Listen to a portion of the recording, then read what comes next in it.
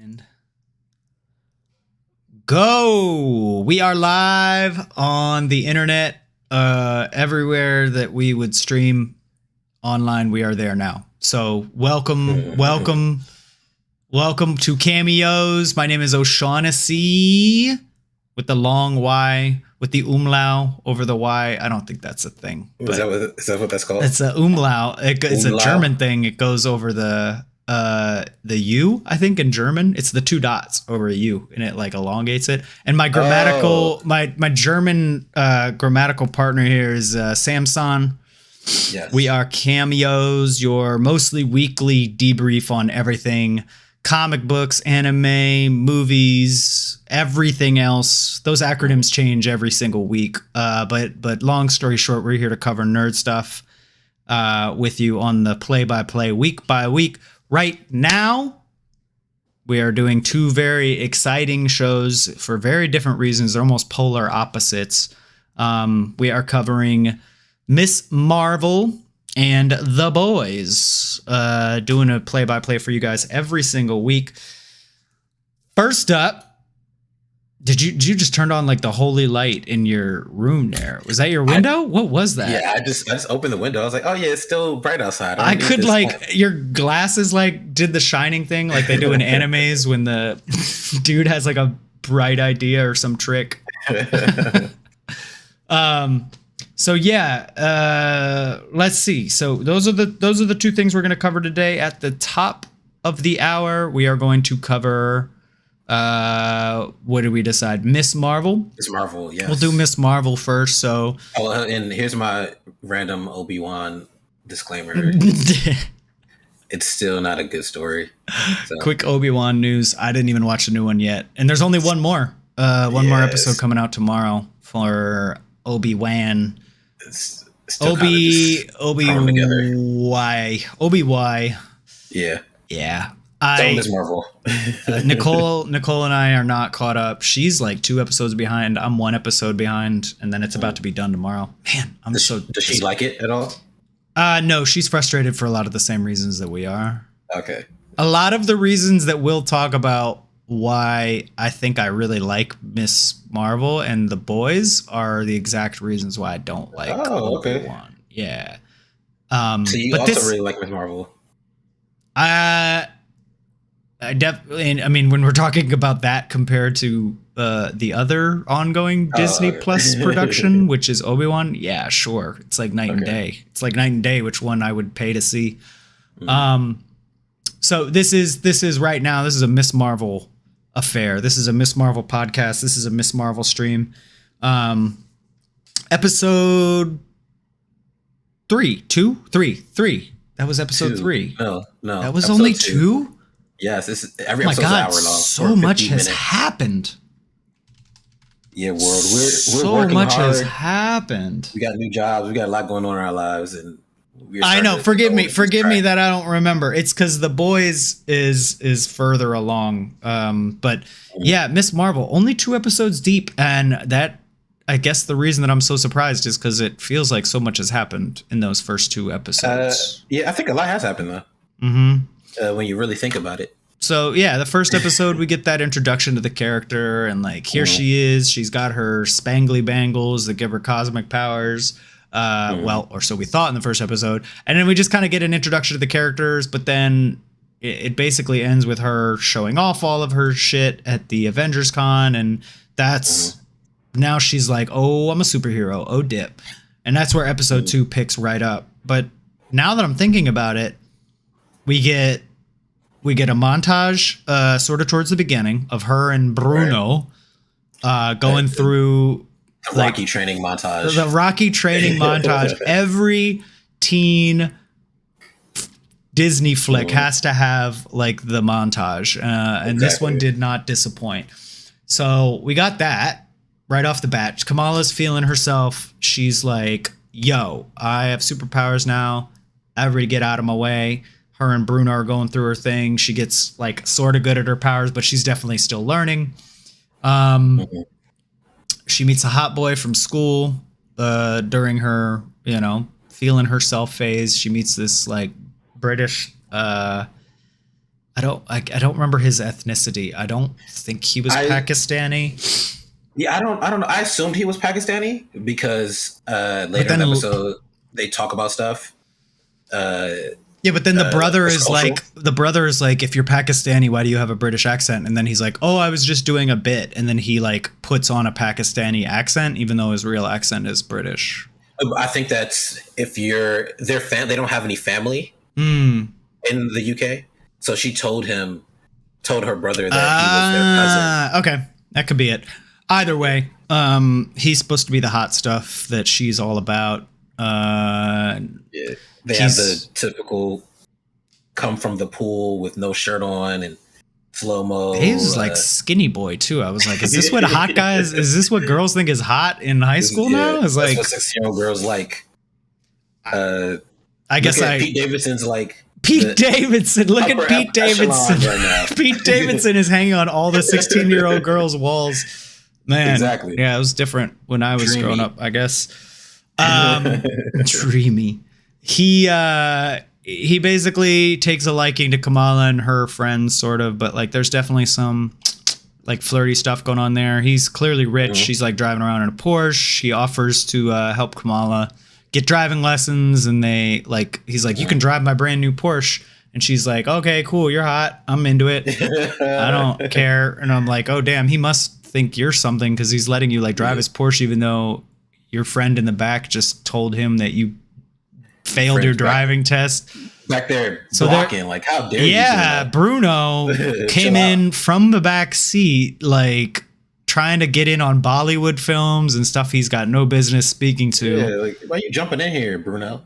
I felt bad for him. I was like, damn, I know that feeling. This confused me though. Because in the comics he's gay, so I assumed in the show he was also gay. So but in the first episode, it was clear that he was like, he leaned in for the kiss.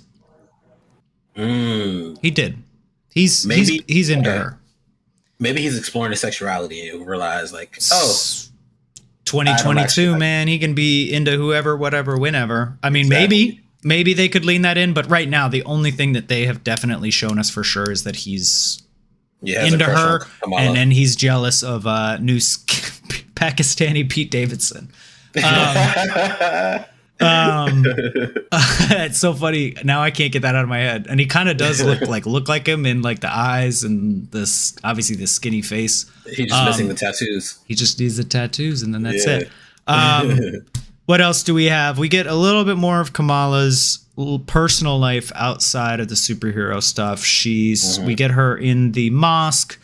We get the first little bit of like SJW stuff in this episode where I don't know if you picked up on this, but like they were definitely like the women's section in the mosque was ultra shitty compared to the men's section. I don't know if that's like the way that it is, if that's like a common thing in mosques or whatever, but like they were definitely calling out like the way that men and women were treated differently in this situation. I feel like this probably most religions are like that. Like, well, I can't speak for Islam, I'm not Muslim, but like I know Christianity, the more you follow the Bible, it's like women can't teach, subjugated. Right? Yeah, they are stuff like that. They're subservient. I was at a wedding where in the vows the woman had to say that she would be subservient to the man, and I was like, right. So stuff like that. I appreciate all of this like true cultural stuff that they have going on throughout the show. I think it's like really good. There's like, but even before or for the mosque scene, they show like the bazaar that they have and like the different groups of the cliques. The different cliques. I think they do a good job. I don't think they're definitely not trying to make a statement about like anything bad about Islam. It was more about men and women in that situation. To me, that's highlighting like in this culture, this is like a thing. And I don't doubt that it's a thing. So then like right around that same point, we also got another like in your face kind of. So here, let me preface this by saying the majority of this show so far has been very like, this would be something you would see on the Disney Channel and at any afternoon. It's like a teen drama. It follows a girl. She likes a boy, but then there's like a Marvel flair thrown on top, right? This is like, what was that Disney show that was, Xenon, the sequel. Yeah, that's what I was. Xenon, the sequel. Anything like that. If Nicole were in here, if Nicole was in the chat, she could tell me some of those like old Disney like teen drama things. But it is pretty much exactly like that, except it's hit really hard in like a few places where it's just like, okay, here's real stuff from the real world. And one of them that hit me was that scene in the mosque where the women were like, yo, this sucks back here. I was like, this is definitely commentary. And then the other one was right around there. It was either right before or right after, where the ginger chick, who's like an Instagram influencer from the first episode, Kamala, like she like almost kills this girl, but then she saves her with the whole thing where she's like shooting out blasts, and then Thor's hammer comes down and like knocks her off the stage. And she gets interrogated by this group of cop. They're like Doc Sap or something like that. I don't know the initials on their thing. DODC. Yeah, and they're like, they're hunting down superheroes apparently, or something like that, as far as we know so far. But they like get in this Instagram influencer's face, and they're like, there were some like really on the nose things. It was like, what? Did you get a good look at her? No, she had a mask. Okay, well, what color was her skin? What ethnicity was she? Was she Latin? And then the chick is like, or should I say Latin X? And she like does it in the most shitty way. She's like, like she knows. I thought that was funny. I mean, but it was definitely, she's supposed to be a bad guy, and they're like, they're definitely leaning into her not being woke, and making fun of like PC culture. And then the other thing that that they said right after that was, they were like, all right, well, be careful when we're watching the mosques, because we know that the FBI is already on those. And I was like, whoa, like that is like totally fourth wall breaking. Like, did they really just say that on like the show seems like it's made for like kids. It's like that disconnect when you're watching, well, you don't watch Stranger Things, but like, not at all. Okay, but you know, the premise is like, it's a bunch of kids and it's a horror show, and it's like, it's real, like horrific. And if you were to just go in and watch it, be like, oh, it's just must be like Goosebumps or something silly because they're kids. No, it's not. And so you go into this thinking just it's going to be like this little lighthearted, you know, oh, Disney teen thing. And then you're like, whoa, why am I'm getting hit over the head with like some real shit. Like whoever wrote this show clearly had something to say. And it's long way to say that I just find it interesting to see that, like, I don't want to say sprinkled in. It was like that was like front and center in those scenes. I think, to me, this how the police are to me in general. I think I'm not like a conspiracy theorist, but I know that the government does X, Y, and Z. That they've released CIA closed cases or declassify things, and you see, oh, this is what happened in the past. Like, so I'm like, all right, I appreciate when those types of things are added to shows. I like that real world element. Oh, and side note, that actress was in Orange Is the New Black as like the warden of the prison.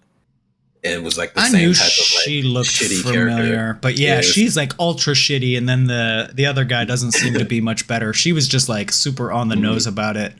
Yeah, and also, my bad. Go ahead. No, I was just gonna say there's just definitely some commentary, for sure. And I like how quickly they were able to get the location. Like they kind of immediately found Kamala. Not like her specifically, but immediately knew where to go, which area to go to. They were right outside when she, has her whole saving scene. They almost catch her. Right. That's the end, though. We can talk about that later. No, I mean, we're almost right there, because like I feel like the only other thing that I remember that happens was they go to the little fair where they introduce the cliques, and then Kamala's like talking. Yeah, some little dumbass boys like hanging out of a window. He's trying to take like selfies out the window. Like 14 stories up. And then that's when he's like hanging out of the window, and then Kamala goes up and tries to save him.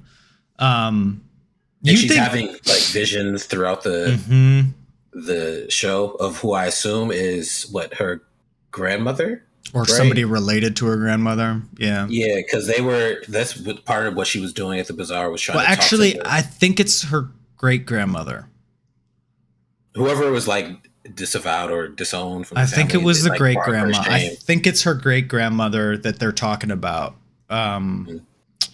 Because like she's one of the other scenes that happens in this episode is when she like slips away from dinner to call her grandmother on the phone to like, hey, tell me about Nana, which I think is her grandmother's mother, I believe. Okay. And that was the one where she was like, there's a lot of animosity built up against that lady in their from family. from her mom. Her mom doesn't talk about her, but there's like the group of chatty women that know everything. Aunties. The aunties that know everything. What they call it, Illuminatis. The Illuminatis. Actually, I like that. It's like, but she's talking to them, trying to figure out what's going on, and that's when they're saying a bunch of outlandish stuff. And then she goes and tries to save the boy. She has another vision, which makes him fall and like break his ankle or something like that. Yeah, yeah. But okay, so you found it interesting that they were there so fast. Like, outside of where she was at. Yeah. Because I to kind of figure out, even like the little Instagram girl didn't really tell her anything, right? She didn't know anything. She like did confused. end up saying that she was Southeast Asian. Or okay, she did say that. I forgot. There was like well, she didn't say it, but she did not say it. Okay. So they do all that, and then immediately get to the area in South Jersey. Wait, is it South Jersey? Wherever in New Jersey they are. But then also, I remember they were doing like Instagram posts and like as she was saving all these people or saving the little boy, people were taking pictures and posting. So maybe they caught wind of that, and that's how they got there so quickly. Maybe. I didn't really put too much stock into them being there on time. What struck out to me more was how bad they were at catching her. I was like, did they learn how to catch little girls from watching Obi-Wan? Because they did the worst job at catching this little girl. Like they were like, they had her queued up at both ends. So she saves the boy, she's running away, and then it's like drones chasing her. There's drones chasing her, which she knocks down, a little fighting. She's like pow pow with her cosmic gauntlet like powers. Pow pow. Pow pow. And then she has the guards follow, like they queue her up behind her, and then they're in front of her, and they're like, okay, don't do anything. And then she does like very easily just like hops over them like 2 inches above their heads. I was like, come on, guys. Like, this seems like your one job. This seems like your one job is to catch her. You got all this high technology. Your job, it seems like, is to catch superheroes or something. You're clearly interested in super beings. So like, just be better. Be better at catching her. They also lost track of so in the end, she gets into, what is his name? Is it Kieran? I don't remember his name. Pakistani, what's his name? Pete Davidson. Yeah. So they like, she gets into Pakistani Pete Davidson's car and they just somehow lose track of them. It's not like it's nothing on the street. They go one direction. What I find more interesting is that he knew where she was, and he was he was ready to scoop her up. But that's how the episode ends. We clearly learn that there's more to him than meets the eye. In the back seat, it's his mom or his aunt, and it's the woman who's been in her visions, waiting to meet Kamala. Right. So waiting to meet you. What? I know. Wait. Okay. So, like, couple things that I had called out to you before we watched this. The first off being during that montage when we get like the breakdown of her having to learn her powers. Bruno, our maybe gay, maybe not boy Bruno, noted that she did not. He had some like. It was like a heat map thing that he was pointing at her. And he was like, the powers aren't coming from the gauntlets. They're coming from within you. It's as if the powers were in you all along. which, okay. So let's walk this back a little bit, because the way that they set this up in the previews and in the first episode were definitely that she was endowed with this power via these gauntlets. I feel like this was a huge, like, pull the curtain back kind of thing where they're like, and it was slipped in so subtly. Like, I had to go back and rewind it to like make sure I caught it. And you said that you just like tuned out the montage because like that's fair. It's like it was a Rocky montage. Like, why do you need to watch it? Yeah. It was a really quick line, but I feel like it was hugely important because of the ramifications of, okay, they just established that these powers were within her all along. So I don't really see how they walk that back to not make her an Inhuman unless they scrap the whole Inhuman line and just make her a mutant or something. Because like they're Inhumans and mutants, I feel like for the sake of storytelling purposes, they, you know, there's just like, okay, you had Inhuman people, they're now just going to be mutants. Like, they're like the Inhumans and mutants are similar in the Marvel universe. Like Inhumans are, they're both genetically altered things. Inhumans being genetically altered by the Kree, like way like, back when. And then mutants are like organically mutated. Like I don't remember if there's an explanation it's a gene. Right, the X gene, but it was not a thing that was like manufactured, right? Like nobody made X-Men. So Inhumans, they did tests on them, and then they left, and then like the Inhumans like had their own society. They lived on the blue side of the moon, and like, you know, but there were still humans left on Earth, who had the latent gene in them. So that's the like poor man's version of where the Inhumans come from.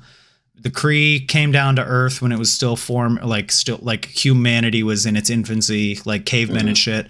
Kree came down, did some experiments on some of them. They were like, this is whatever, fuck this, it's not worth it. And for those wondering, why did the Eternals save them? Because the Eternals don't interfere in like normal conflicts, right? The humans got to figure out for deviants only.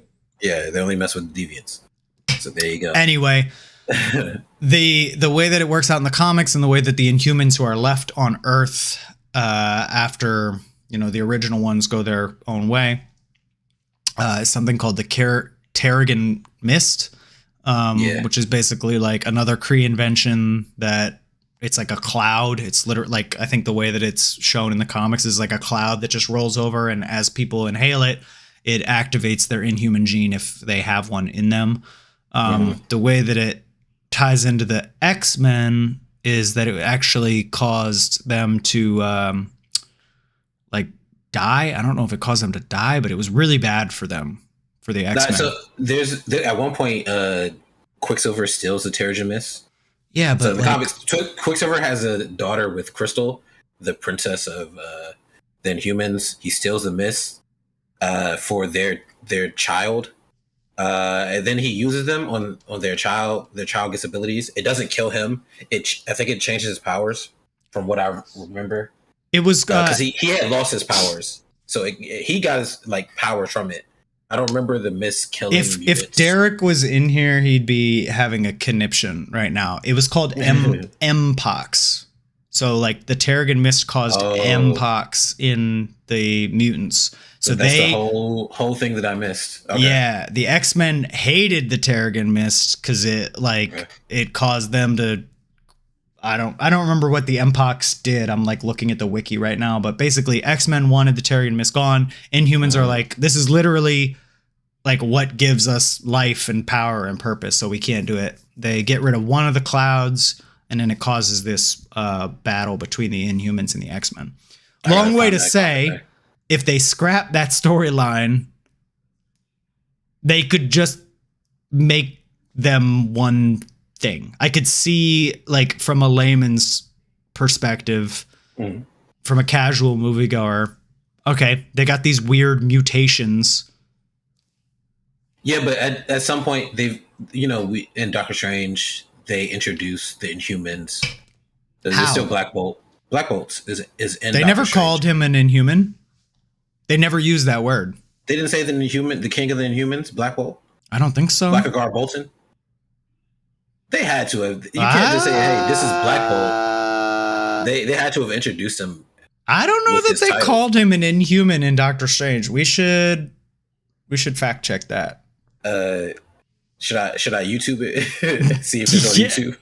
I'm sure parts of it are. We can. We'll sidebar that one. Yeah, but I think in general I think I said this in another episode, but the negabands are a Kree invention at some point, right? So if she has negabands, they pull out her latent mutation, whether it's an Inhuman one or a mutant one. It still kind of ties into that storyline, that background for the Inhumans.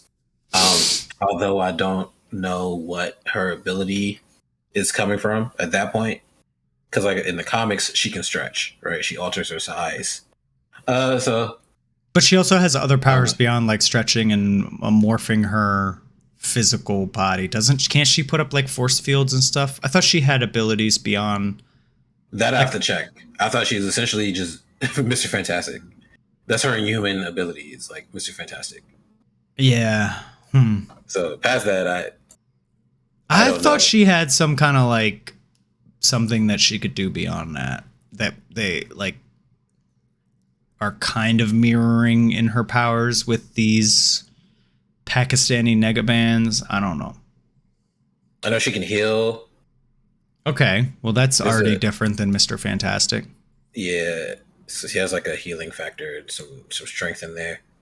I thought she could do some kind of force fieldy thing. I guess I could be wrong. I didn't read her comic origin, just like the wiki stuff. But all right. So anyways, I find that really interesting. It will be really curious to know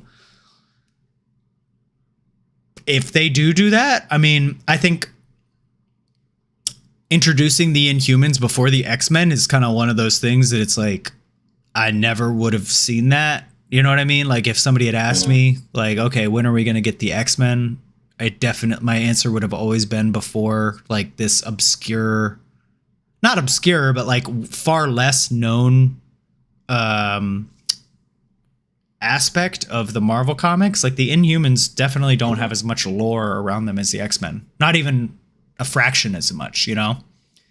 And the fact that we've seen now potentially 2 Inhumans, we still need to go back at Doctor Strange and see if they actually called him an Inhuman or not. But potentially 2 of them. From the sidebar. I did, but I can't find anything. It's just saying like, who is this guy?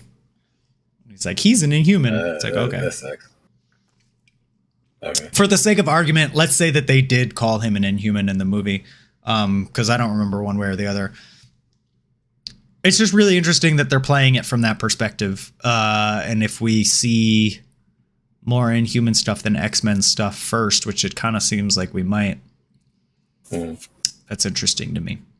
Seems like a cool conflict, though. I mean, they definitely aren't doing the Terrigen Mist in the same way that they did in the comics, obviously, because in the comics, the Terrigen Mist is how Miss Marvel gets her powers. And in this...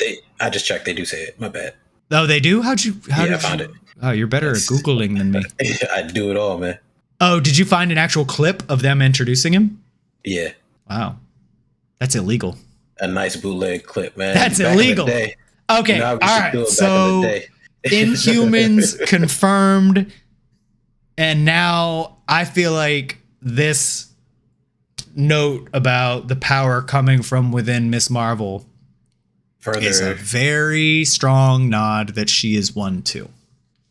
I don't know, man, because why else would they say that? Why else would they say that? Now, literally, they could. Okay, so the Terrigen Mist is this very complex device to put the X-Men against the Inhumans. Basically, at the end of the day, that's what it does. They haven't introduced. That's not what it does. Well, no, I mean for storytelling purposes, that's what it does. It creates a conflict. Yeah. It creates a conflict. There's no X-Men to have a conflict with. So what are you gonna do? Why not just make some Kree bracelets or something? You know, these bracelets could just be a Kree thing. that activate her powers, and then that doesn't undo anything with the Terrigen Mist. They could still use that, but they need to say is that, oh, this was created by this alien race that gave it to your great grandmother back in the day. Way past that. Great generations ago. Yeah, passed down from the beginning of time, and it's been in our family forever. Oh, turns out it was the Kree. Remember them from Captain Marvel? They could do that. It ties together. But I think last time we saw the Kree was Captain Marvel. If let's say she isn't human, right? You still at some point, Inhumans need the Terrigen Mist. They don't activate their abilities without the mist. It's like a whole rite of passage, just a whole like. Well, in this one, maybe ceremony. they can do it through. Maybe there's some Terrigen Mist in the artifact. It could be, but then also the Inhumans on Earth aren't like they're not the same as the ones on the moon, right? The ones on the moon they're like royalty. They're like the true Inhumans. The other ones are like extras. Like even Thanos has a son that's an Inhuman. Like they're like extras. They're like kind of just there. And then I remember in the comics, the whole Inhuman thing happened because Fox owned the rights to the X-Men stuff for the movies. They didn't want to keep making X-Men comics while Fox had the rights, so they just started leaning in more and more on the Inhumans. And then here we are with like all these new characters. I think it's good. I think that they could switch up the story just a little bit and then not undo that much in the broader spectrum of it all. That's my only thing.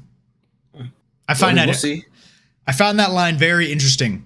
And that was like my main talking point from the last episode. Obviously. Okay. I mean, we'll see what happens episode 3. Tomorrow actually.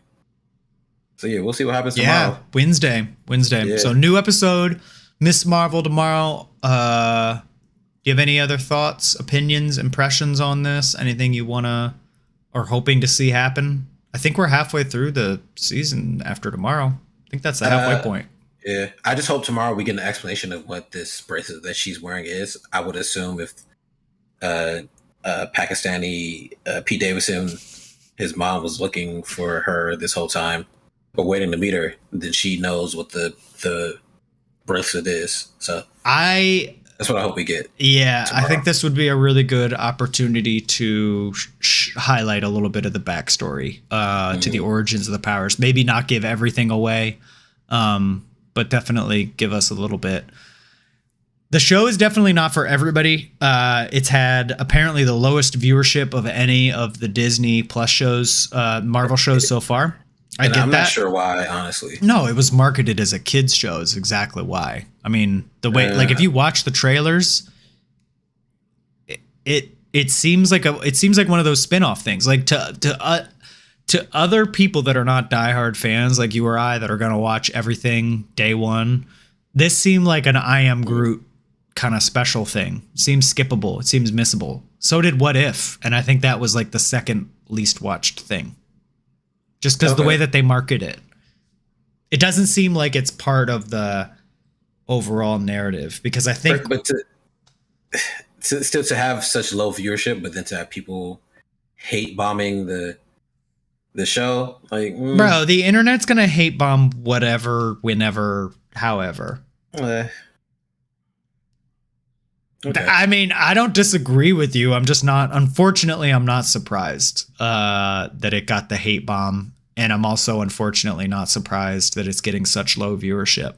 I think it's a much better show than you would think. I think coming into this, I kind of had like middling expectations. I think I'm pretty happy with like where it's at right now.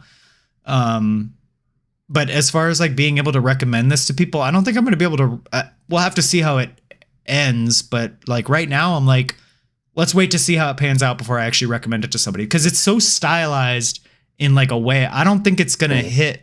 You know what I mean? Like, I think I talked about this last time. Like, I don't think my dad is going to enjoy this, even though he likes a lot of the other Marvel stuff. I recommend anything that is required viewing to understand the rest of the MCU. So like You don't have to watch Falcon and Winter Soldier to understand anything that's going on with the movies, right? Or the Black Widow movie. You don't have to watch that to understand anything that's happening with MCU or Hawkeye. You don't need any of that, but you do need Loki. You do need like WandaVision, and I think you need this because they're still making like the Captain Marvel 2. Miss Marvel was in that movie. Oh, I would disagree with you. I think all of it's going to be required at some point. I think Captain America is going to be required to watch at some point. I think Loki is the reason for all this. Loki is the reason for all of this, but I think all of the content since Loki, after Loki, that's relied on Loki does a good enough job. Like Doctor Strange is obviously the example of what I'm talking about. And What If. They both do a fine enough a job by themselves that I wouldn't consider it mandatory watching. But to me, it's the canon. It's part of the story. This all happens because Loki does this, and then it splinters off. I know, which is why it's the most interesting.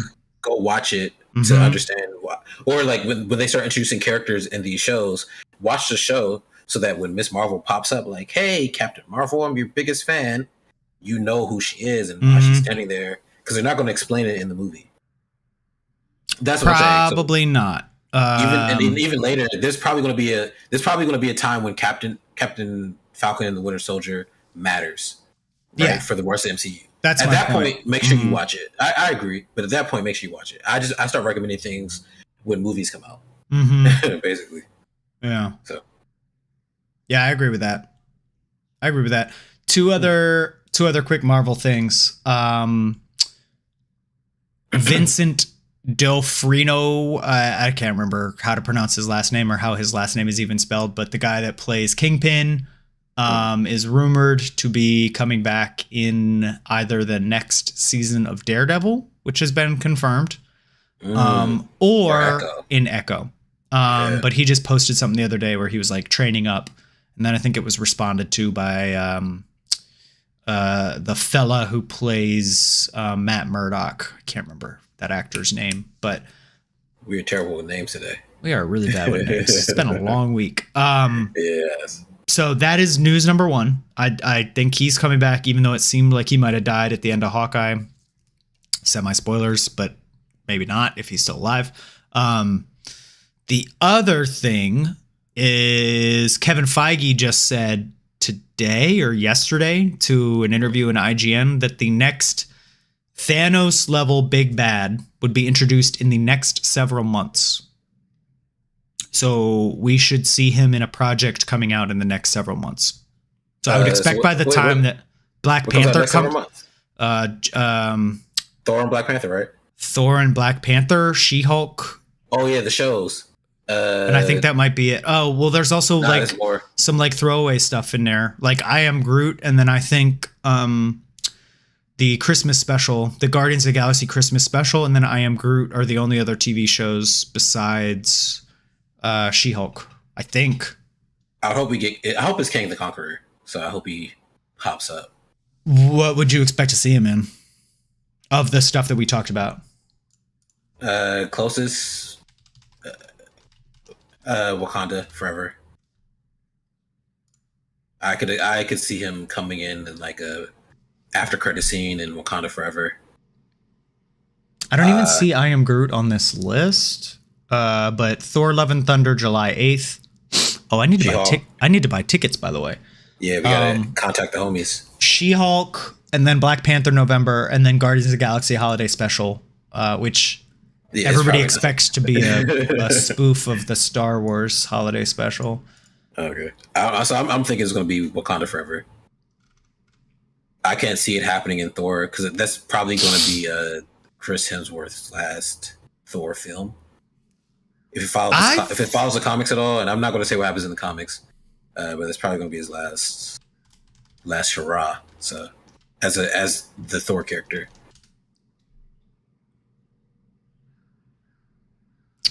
I don't have this.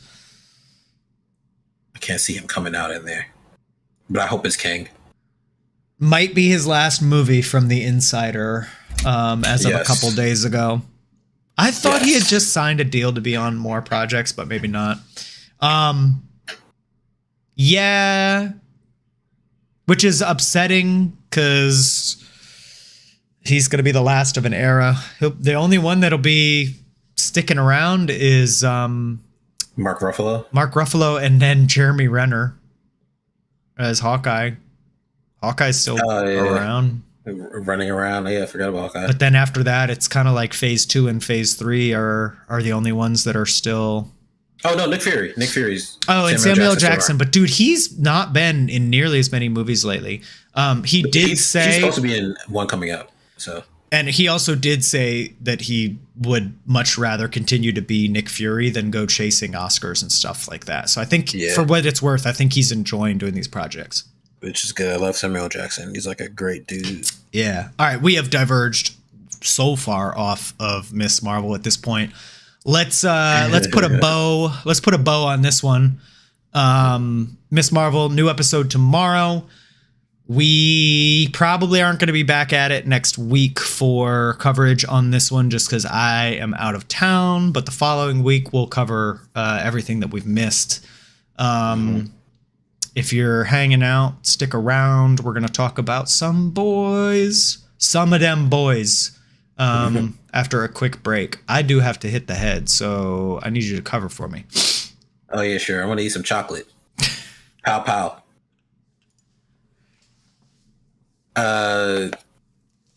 What do I say here? I want to talk more about what is it? Wakanda Forever, because I'm excited for that movie. I really hope Kang the Conqueror shows up in there. Sorry, I have chocolates from Mexico. I'm gonna eat one of these.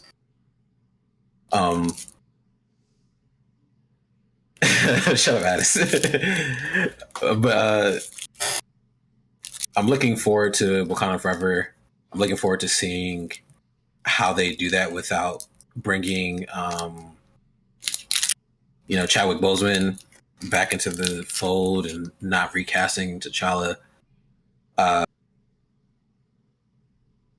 So I'm very confident that and Thor will be good this year, especially with Namor being in Wakanda Forever. Like bringing Namor into all of this means that you're bringing mutants into this. You're bringing the Fantastic Four into this, because Namor has a relationship with Reed Richards and Sue Storm. Doctor Doom is also supposed to make an appearance in Wakanda Forever, I believe. So this is good.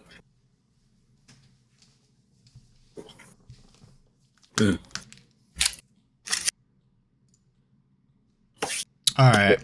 So, sorry. But yeah, all those things lead me to believe Kang Conqueror's coming. That's what we're getting. Especially since, like, comic-wise, Kang is, like, Reed Richards' either father or son. It's like a weird Futurama Fry type thing where Fry was his own dad somehow. What? We're talking about Futurama? Yeah, that's what like Reed Richards and Kang Conqueror. It's like a weird Futurama thing. Okay. I don't remember if it's Reed is Kang's dad or vice versa, or they're the same person. It's like very convoluted. I thought he was his son. I thought Reed Richards was Kang's son. It's a weird convoluted thing because he's way too far removed to be his son. Right. And his son is Franklin Richards, one of the most powerful mutants on the planet. Right. He's a beast. Right. Yeah. Okay, cheers to that. So, this is cameos, and now we are talking about The Boys. Cameos, your weekly play-by-play of all things comic books, anime, movies, everything else. I am O'Shaughnessy, with you always here with the one and only Samson. We are talking about The Boys, and we're gonna play catch up. We were a little bit behind just because when we started covering this, few episodes had already come out. We just wanted to give everybody a chance to catch up. So it has now been, what, 5 weeks? Was that the fifth episode or the fourth episode that just came out? Fourth episode? That was the fifth. We got the first week, we got 3. Mm-hmm. The 1, 2, and 3. Then we got episode 4. And then we just got episode 5. Right. So if you're episode 4. Yeah, if you're all caught up with The Boys, stick around. We're going to talk through it. If you don't want any spoilers, I don't know what to tell you because we got to talk about this. Yeah, I am passionate about this show right now, and I want to keep up. So, The Boys. What are your thoughts and feelings so far? Episode 4 on just the series on the whole. Every week, I feel like I have a renewed opinion on like the show so far. How do you feel about the way that where we stand right now? I think it's getting really good. I love the development in episode 5. That was very good to me. Episode 4 and 5, you see Butcher is really and truly an asshole. And he just gets worse. But then I remember in other seasons, like Huey was his canary, and what that meant was like Huey keeps him like grounded, essentially like his little brother to keep him from doing like the absolute worst. Right. But now he's taking his canary with him, so it's like, how like there's like a bird that like sits on like a predator or like a hippo. Hippos are like dangerous. It's like a bird that just hangs out with the hippo and like goes around. That's what Huey's becoming. He's like, what a weird analogy. I know. I couldn't think of the animal, and I remembered the hippo. All right, whatever. I thought so. I don't know if it was brought up in the show before, or if you just made that up about the canary. Like, okay, brings. That's in the show. Okay, so yeah, I totally agree with that. Him sitting on top of the hippo thing is interesting. I haven't thought about it like that. He's like following his path.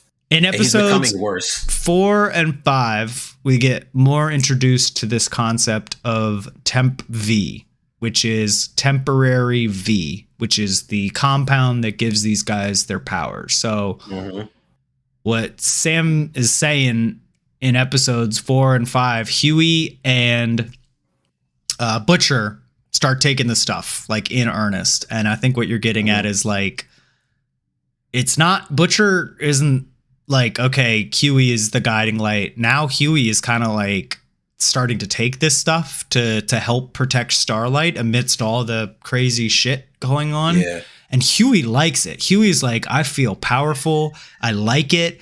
He's like, I can't even pretend I don't. Like, I feel good. And Butcher's over here like having this moral existential crisis about like, well, sort of. He's pretending he's not. He's like, I got to do what I got to do. But under the surface, you can tell like this serious battle he's having about like, this is exactly what I'm trying to prevent. This is what I'm trying to fight. And I'm taking the V. I'm fighting fire with fire, basically. Right. Yeah. And then Huey's over here like, this shit's great. Like, we should all do this. Yeah. So we can feel strong and not have to worry about blah, blah, blah. But, and to Butcher's credit, he doesn't give Huey the Temp V. Right, Huey steals the Temp V, takes it, and they find out that he's taking it because when they're in this lab or whatever looking for some stuff, Huey saves someone's life by teleporting. That's like his ability. He teleports, and like he teleports out of his clothes. Yeah, so he's like asshole naked every time. He can't teleport with his clothes, which is great. That's very funny, and I appreciate that. Yep. So it reminds me of you ever watch My Hero Academia, and there's the guy who phases through everything, but he can't phase his own clothes with him. No, he like phases. He's out got of his like clothes. Kitty Pryde powers. Yes, but he phases out of everything, so they had to make him a suit out of his own hair so that it was phased with him. I was like, this is beautiful. I love that. I don't remember that, but yes. At first when I saw him do the thing, I thought he had like Ant-Man powers. Like, I thought he was shrinking down and then expanding again. Yeah. But yeah, no, he's actually teleporting. Butcher's powers are like laser beams and basically Homelander. He's basically just seems like he's got Homelander's powers minus we haven't seen him fly. Yeah. But he's clearly got super strength, and then he's got like the eye lasers. Yeah. So that I like that. What else? The A-Train. Man, dude. A-Train is blowing me, man. So A-Train gets like Starlight's friend killed. And to be fair, Starlight's friend shouldn't have trusted anyone. But like, no. Starlight and what's his name? Supersonic. Yeah, Supersonic. They were going to work with Maeve to like whenever Butcher and Huey found the weapon, or whenever the boys found the weapon that could kill Homelander, they need to at least hold in their minds. They got to hold Homelander in place to use it. Mm-hmm. So, all right, Maeve was like, all right, me, you, we got Supersonic. We'll all get together. We'll stop this man long enough for the weapon to be used on him. Cool. And then it'd be good if we can get more people. Supersonic sees how like A-Train is feeling because he's like, everyone's racist around him. He's trying to help his community in Detroit. And there was like it's like Blue. I don't know that guy's name. It's Blue something. Blue Hawk. Blue Hawk. Yes. He like was brutalizing black areas. He was only policing black areas and like abusing all these black people. So he was trying to stop it. He brought up to Homelander. Homelander was like, shut up, man. Let's move on. We got to be tough on crime. Because, Homelander, which was the Deep's talking point. The Deep yes. was the one that brought that in because he's parroting everything that his wife says, and like you can see her mouthing. You can see her mouthing things as the Deep says it, and A-Train tries to come in, and he's definitely trying to take advantage of like his situation as a black man. Like he's got the African flag as his like suit now. Like he's just trying to find some kind of African flag. It's like kente cloth and random stuff. It's not from any country in Africa. It's just a random kente cloth-esque like blaxploitation. He's black. Like, yes, this is corny. Totally exploitive shit that he's doing, and he's just trying to. Episode 3, the dude told him it was corny. Yeah. The black guy told him it was corny. He was like, well, you don't have a dick. And that's when I remembered, oh, yeah, that guy doesn't have a dick. He was castrated, yeah. Yes. When he was having sex with a suit. Oh, my God. Like, oh, yeah, I completely forgot that. Shut up, you don't have a dick. He doesn't. I forgot about that. It all comes together. But yeah, the exploitive shit by A-Train being called out. There is still, you can tell like through some of these scenes in the 4th and 5th episode, they're trying to give him some kind of humanity. Like, even though he's definitely doing some shit to better his position in the whole thing, and his brother is calling him out on it. Like his brother's what the fuck are you doing, man? Like, this is your community. These are your people. Why are you, what are you doing? That's the whole reason that he wants to, stop Blue Hawk from like over policing black areas in Detroit. That was a genuine moment where he was like, oh shit, like he was like, well, this is fucked up. But then he brings this back. He uses his knowledge that all the Starlight, Maeve, Supersonic are trying to turn on Homelander. He uses that to turn on those guys. He basically sells them out to Homelander. Homelander kicks Supersonic's face in. He's like, hey, Starlight, you still want to be against me? No. That was like a great scene to me. He's like, yeah, I want to show you something. He flies her up to the roof, lets her look at her dead friend, and was like, all right, find your own way down, and then bounces. Like, this is great.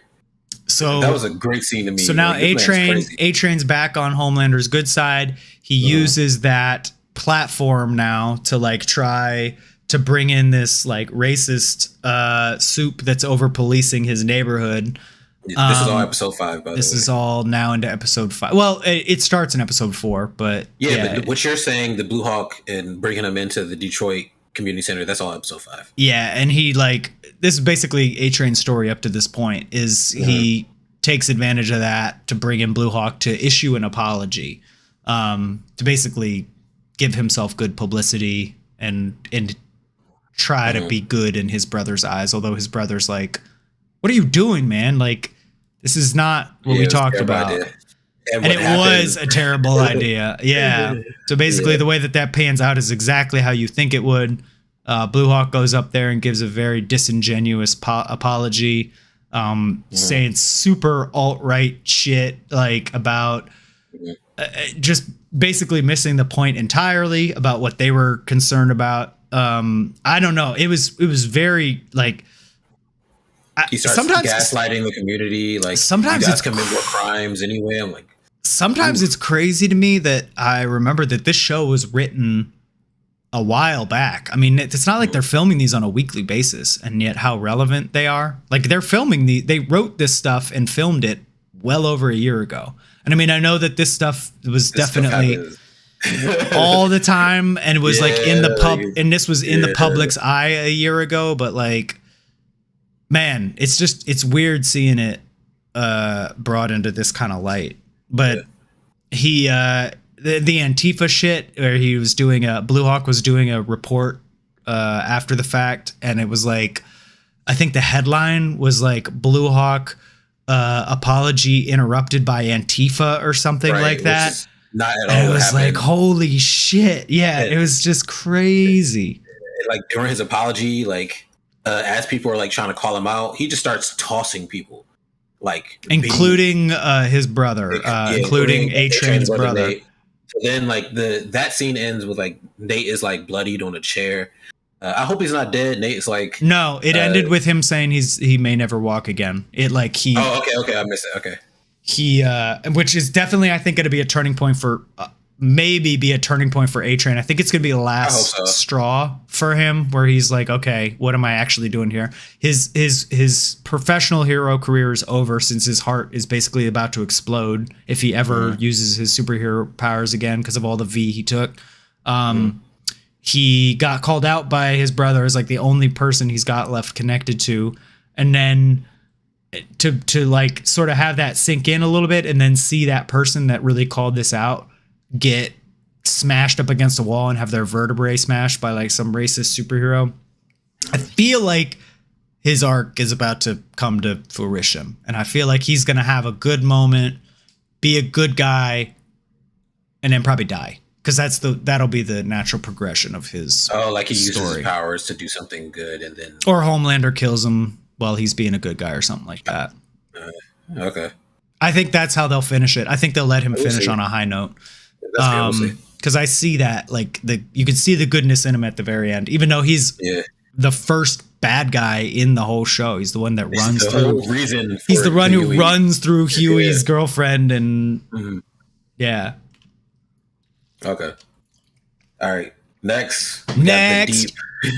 Oh my god, the Deep is now like the VP of crime analytics for some reason. He fires everybody. Like, you ever got to do reviews, everyone gets fired. It's like how about the episode before that where he had to eat he had to eat his best friend, the octopus Timothy, that watched them have sex. Timothy.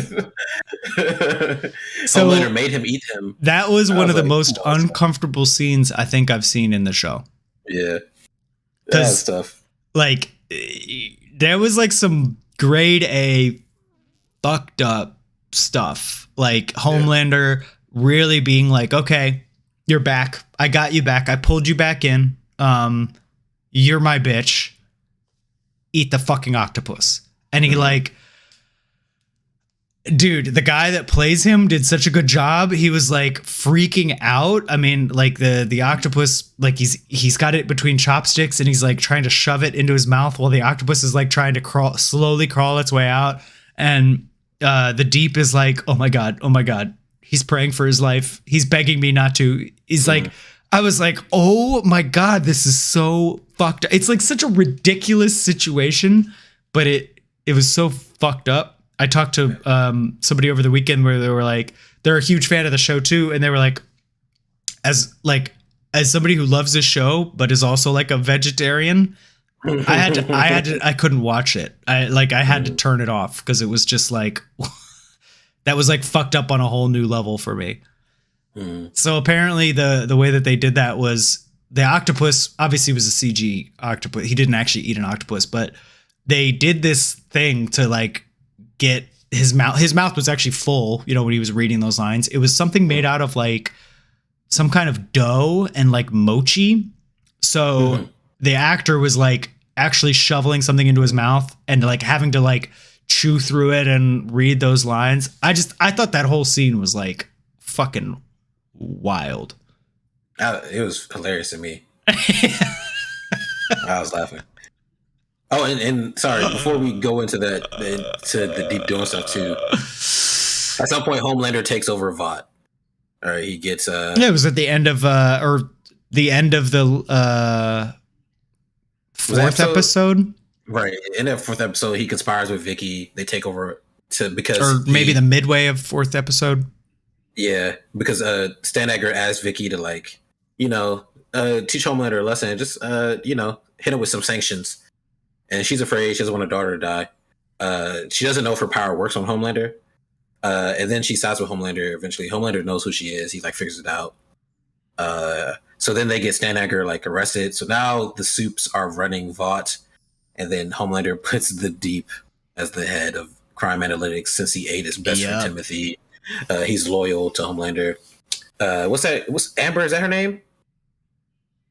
What's her name? Amber. Who's Amber? The woman who's the talent management lady. She's always there. Ashley, yes. Ashley's the CEO.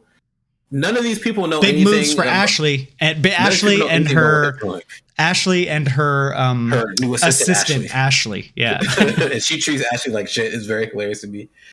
My favorite thing with that character throughout this whole season is the crazy fucked up sex that she's having throughout. She's pull my hair. And then the guy's pulling it and she's like, no, pull it out. And he's rips her hair out of her head. You remember that in the first episode? Yeah. And then she pulls out this huge dildo at some point. Yeah.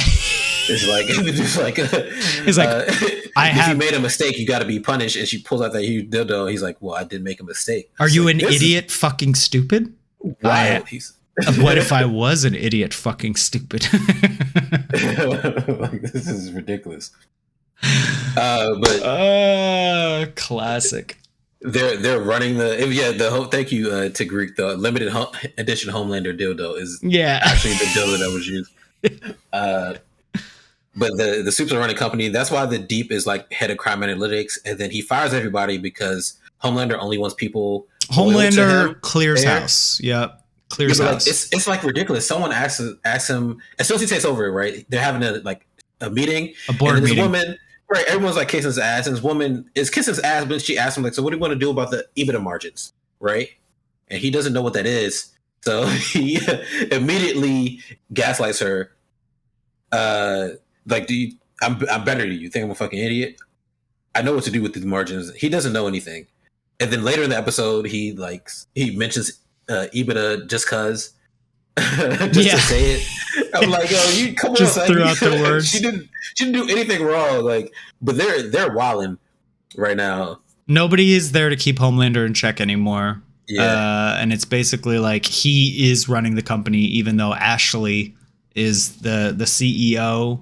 She is not Stan Edgar in any way, shape, or form. So and she is very afraid, so she doesn't do anything against We Homelander. Can see a moment where Starlight towards the end of the fifth episode where Starlight comes up and is hey,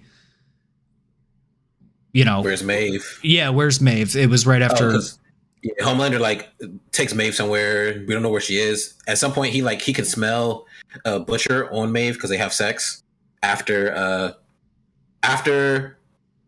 Butcher returns from Russia. This is going to we're skipping around a lot. Well, I was just trying to say Starlight is Starlight. All I was trying to say was Starlight goes to Ashley to be you don't have to do this. You don't have to be under him. And you see her for a second be do I not? And then she's I don't have powers. And I'm the fucking CEO, so get out of my office. She's definitely, she can be turned, but I think she's just too terrified to turn. Right? Too scared. Mm-hmm. All that stuff in Russia, huh? So Butcher makes a deal with Frenchie's old boss. Frenchie's old boss Nina. tells them, Nina, all right, I'll do this for you, but I want Frenchie's ex-girlfriend because she took something from me, so I'm gonna kill her. To save her life, Butcher makes a different deal. That deal involves having Chemical assassinate somebody. Chemical and Frenchie don't like that. He was I'm not your weapon. It's either this or his friend dies. Whatever. So they do it. They have, she kills a guy. They come back. They have the information they need, so they know where the weapon that killed Soldier Boy is. They get there, and it turns out Soldier Boy's not dead. He was like in a Siberian like prison. They were doing, not Siberian, but whatever. They were doing experiments on him. Those experiments were wild, by the way. That video footage they showed, they were like trying to poke, like like when you think about how impervious Superman must be, you're like, okay, what? Like you could shoot him in the face with a gun and it doesn't matter. You can like whatever, he can't take damage. But they really expanded that. Like there was a scalpel, they were like poking into his eye. It opened up with invulnerable. Yeah, it opened up with them opening his mouth and just like literally shooting an AK-47 down his throat. They had a blowtorch on his neck, and it's like he's impervious to all this, but the shit like still really hurts him. He's not impervious to the pain. So like they were basically torturing him to figure out ways to like, get him out the way. Oh, and thank you to Greek. Kimiko, when she does the assassination, she uses the limited edition Homelander dildo. Like, all of the dildos. It was a whole collection set. There was a Black Noir dildo. There was a Starlight dildo. There was a Homelander dildo. Yeah. Yes, she kills the guy with all of him and his henchmen with the dildos. It's a great scene. That was a great fight scene. It's a great scene. Yeah. But yeah, so it turns out Soldier Boy is the weapon. He like shoots Kimiko with like some red light, and then she doesn't heal from it. You find out later that whatever happened to her, she lost her powers. Right, which is great for her. That's what she wants. She doesn't want to. Throughout this whole season so far, we've seen that she just wants to be normal. Yeah, but it's at a bad time because as she's in the hospital, Nina comes to Frenchie, is like, all right, well, you've ruined my connections. You got to do a job for me. He's like, I don't kill for you anymore. Take it up with Butcher. No, I don't know him. I know you. Then at the end of the episode, I think they kidnap Frenchie to make him do it. And that's the last we see of him that's the last we see of him in episode 5. Yeah, I feel really bad for him. He's trying to do a lot better. Yeah, they definitely make you feel really bad for his situation because and Nina even calls this out. She's like, who are you a puppy for? Like, you were my puppy, you're Butcher's puppy. He just kind of always goes along and like puts his tail between his legs and just goes along with it. Yeah. He just wants to live with Kimiko and, be happy finally. Yeah. Sad. And it finally seems like they're about to be able to, and then he gets kidnapped. I'm glad he's not dead yet. I'm waiting for one of these main characters to die, and I'm going to be really upset when it happens, but. Yeah. I wonder, I'm feeling like it might be Mother's Milk because he wants to. Marvin is his first name, by the way. Yeah, Marvin is his name. I was like, I found that out in the last episode. I was like, what the hell is his first name? Yeah, Marvin. But he wants to kill Soldier Boy because Soldier Boy killed his whole family, right? Or like his dad and family. So, but it seems from what we're learning that it might not have been intentional. We'll see. We gotta see that. Yeah, we gotta see that flashback. But he was trying to, when he found out it was Soldier Boy, he was like shaking. His anxiety was kicking in. Later in episode 5, he was trying to catch him. They find like Soldier Boy's ex-girlfriend, the red light lady. I can't remember her name, but it don't matter because she gets. Did you see the name of the website that she was doing? She was basically, that was like one of my favorite scenes of this season so far. Seth Rogen. Seth Rogen was her cam viewer, and it was like soup porn. Like I think it was called soupporn.com, and she was just like doing some self-promotion shit, and he's like, did you get those beads I sent you? And he's like sitting there with literally a bottle of lotion that says Wish on it, like wish.com lotion, and she pulls out this huge thing of anal beads, and Seth Rogen is just literally like Seth Rogen on a fucking like cam girl scene. Like it was amazing. I love that so much. She's like trying to talk to him like, listen, this is like $17 per minute. Let's go. Yeah, we're almost at the end of my time. Yeah. Oh, dude, that was so all that was good. But Soldier Boy comes, and that's how like Butcher and Huey get Soldier Boy on their side. He lets him know where she is, right? Because it turned out that she sold him out to the Russians. She's the whole reason that they had him. So he kills her. Butcher like roofies Marvin. MM. Yeah, and Starlight shows up like, "Yo, what are you doing? We got to take him in." Like, nah, we need him to kill Homelander, and that's when you see the split. That's when the boys essentially split up. So Butcher and Huey had a separate plan that they didn't tell MM about because they knew that MM had this history with Soulja Boy. That like MM's ride or die mission was to kill Soulja Boy or to lock him up, at least to go against him. Huey and Butcher had this whole side plan they didn't tell anybody about, where they wanted to recruit or use Soulja Boy to get rid of Homelander's power, since they learned that that's what he can do after he attacked Kimiko. They roofied MM because they knew he wouldn't go along with it. MM, unbeknownst to them, had called Starlight in for help. So she shows up sort of unexpectedly, and Huey's like, "Shit, you weren't supposed to be here. Like, we roofied him because we knew he wouldn't go along with it, but I never knew you weren't going to be here." She's just like, "Don't go."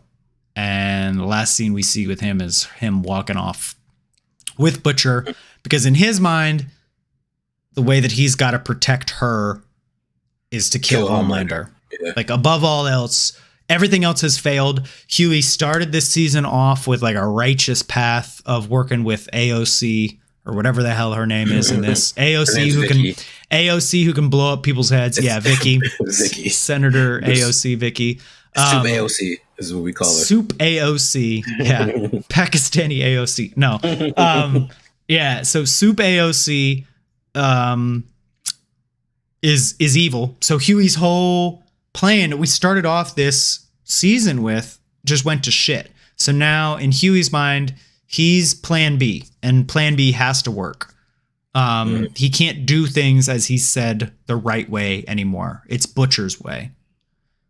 And that's where we leave off. Huey is gonna sacrifice it all to protect Starlight, including his relationship with Starlight. Yes.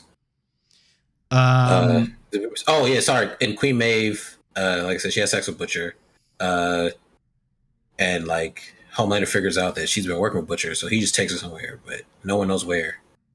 So Queen Maeve is like out of the game for now. Right. That's how we last see her. Homelander basically learns through whatever means that through his sense of smell. Yeah, I feel like there might be more to it than that, but maybe not. That he's aware that she's conspiring with Butcher. My main thing is like, why has Homelander not, like, since Homelander's gone off, and we're basically caught up at this point, so I'll just pose this question broadly. Why is Homelander not gone after Huey and Butcher and the boys, since he is now not being run by Stan Edgar anymore? Like in episodes 4 and 5, why is he not just flying off and killing Butcher? So at that point, he has to find Butcher. I'm sure Butcher's not like easily located. He was at the crime scene with the thing. Yeah, but Homelander wasn't there. He wasn't looking. No, and he actually told Starlight to go investigate. And he was going to do, that was where he was like, we're going to look at the EBIT numbers or whatever it's called. I don't know the points. EBITDA, sure. So I guess maybe the explanation could be he's busy running the show, even though he's clearly not doing anything, but he's like, and is struggling. Yeah. Yeah. I'm like, at this point, I feel like everybody should be on really high alert, because Homelander's clearly like just unhinged and not being put in check by anybody anymore. So I feel like nobody's life is safe at this point. Yeah, Starlight gotta shut up. Yeah, talking too much. Everything's gonna get back to Homelander, and he might just. I think she feels safe because her popularity numbers are high. People love them together, so he can't just kill her, or he'll lose the people. But at some point, that won't matter anymore. Yeah, is the points. Yeah. He still cares about the points, but I do agree. I think it's closer. He's closer than ever to just being like fully off the reservation. Because because a lot of the things that were holding him in check are gone. And also that reminds me, we get a scene of Marvin.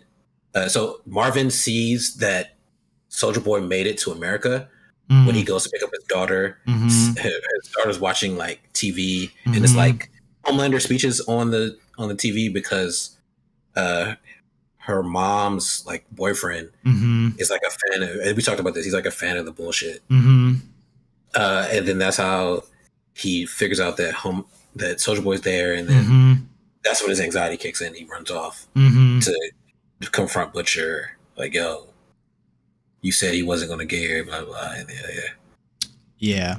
Basically, right now, was only working with Butcher in that moment because he thought it was the only way to get Soldier Boy done. And yeah, it's like whenever. So the last we see of he was like roofied. He's probably going to be with Starlight at the start of the next episode, just because that's where we leave her off with. And then it'll be, I would imagine, Starlight and like trying to get Butcher and Huey to stop doing this crazy plan that they got to use this clearly unhinged, tortured PTSD like suit to kill Homelander, which is just never going to work. So, yeah, that's where we're at. I think it's fucking fantastic. Yeah, I'm loving it right now. It's all been great. Yeah. I'm very excited. Yeah. Some of the things I was reading, background stuff, I don't know if it's an allegory, but the parallel between Homelander and Donald Trump is very intentional. From one of the screenwriters, they said 100% like they wrote it that way, and they're like, it was one of those things where, like, you know, when they made those episodes of like The Simpsons or South Park, and then it ends up coming true. I guess more so with like The Simpsons, where they write something and then it ends up coming true later. They're like, it's kind of scary to see some of these things that we wrote like 2 years ago coming to fruition now. And he's like, it's felt a little too easy sometimes, and I just find that really funny. But what I do appreciate the show does, it definitely makes fun of it definitely has a lean politically, for sure. But it also, like we said, AOC, the personification of AOC in the show is a soup who blows people's heads up. Like, it's like, and she's definitely not a good guy either. So I kind of like that. I don't know. I like how the show doesn't take itself too seriously, even with the commentary that it's making. It's all like very dark humor kind of, you know, I don't know. Yeah, I'm enjoying it. I wonder if though, like, if I had read the source material, would I still enjoy it as much? From what I gather, and I didn't read the whole, it was Garth Ennis who did it, who's incredibly talented, but it is very much its own thing. For example, one of the huge differences right out the gate, all of the boys in the comics start with powers. Like, they all have powers. So that's a huge difference fundamentally from the show, especially with this new season, with this conflict of like Butcher and being like, should we use powers to fight powers?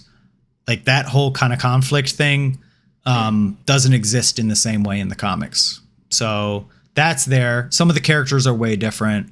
From my understanding about people who have read both and watched both, the show does a fantastic job of not only interpreting some of the events that happened in the show, but then like expanding on them and then taking it a step further. I think one of the other things that I read from that interview with the screenwriter was what they do in between each season is they read the entire run of the comics, and then they pick out stuff that they really enjoyed from their characters, scenes, arcs, storylines. They pick those things out and they find a way to work them into future seasons. So I think From my understanding, a lot of this stuff comes out of order. A lot of it is just like nods to origins from the show, but not necessarily. It's not told in like a, canonical like storyline. Like, I don't know when Soulja Boy gets brought up in the comics, if he's brought up at all, but it could have been in season 1 or it could have been at the very end. So, okay. But they definitely like read all the source material before they write a new season of the show, which I thought was cool. That's good. Yeah. Yeah. I'm loving it. Nicole told me the other day that she's interested in starting to watch it now. So is she sure she's ready to see? We'll know in the first like 20 minutes. We'll know in the first 20 minutes. Of what? Oh, yeah. Of the first episode of season 1. Like first 5 minutes. First 5 minutes. Yeah, dude, it's going to be immediate whether she actually wants to watch it or not. I say 50-50. I think it's going to be too much, but at the same time, I've warned her. She knows what she's signing up for, so maybe. If you've got an appetite for it, this is one of the best shows around, though. So that's all I'll say on that one. Yeah, I agree. New episodes Fridays. So new episode comes out this week. Said earlier, I don't think we're going to be able to do an episode next week because I'm out of town. We'll try to get something out as soon as possible, though. But it might be the following Tuesday that we get back together and do another session with the boys. So keep your eyes peeled. And we'll be back. But yeah, pow pow. Pow pow. Pow pow.